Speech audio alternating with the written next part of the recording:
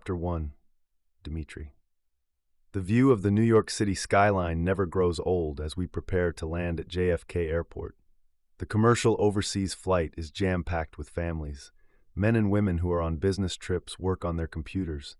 The only positive on the trip is an attractive flight attendant who kept my cocktails coming. She spoke English and Russian, so we flirted in both languages. There's something about my brooding nature that attracts women to me. I prefer to stick to myself. However, she's a pretty Russian. I'm sure she'd be happy with a quick fuck and wouldn't complain when I left her after I'd finished with her. I remind myself that I'm here to help a friend. The flight from London is always long. The business class seat gives me more legroom than the standard seat, but it's not like the family jet I've become accustomed to. Nikolai is using it this week. My left leg hurts like a son of a bitch, and the vodka eases the pain. It's stiff from sitting, so I adjust my seat. When my butt goes numb, I get up and walk in the aisle. I need to keep my blood flowing. It's a reminder of a drug deal that went sideways with the Italians. They were bent on flipping my car and didn't care if I burned alive.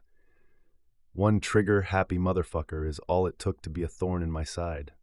It's another reason I'm not partial to the Cosa Nostra, because their fighting spills blood in the streets.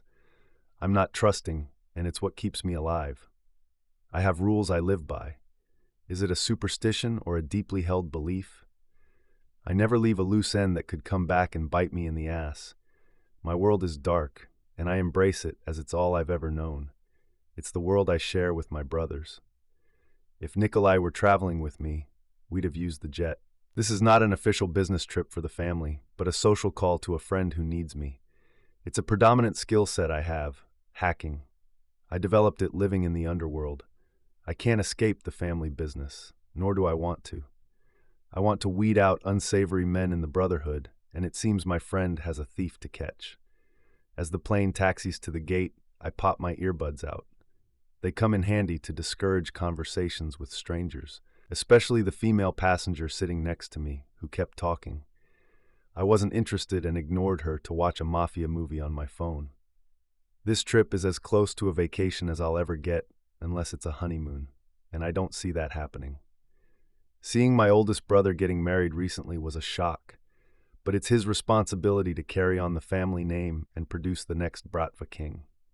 I have no wish for brats to feed. If I did find a woman, I wouldn't want to share her breasts with a little urchin. I'm stifled at home, living in my mostly landlocked country, where every day looks like the last. I'm sure this is why I dream of visiting the beach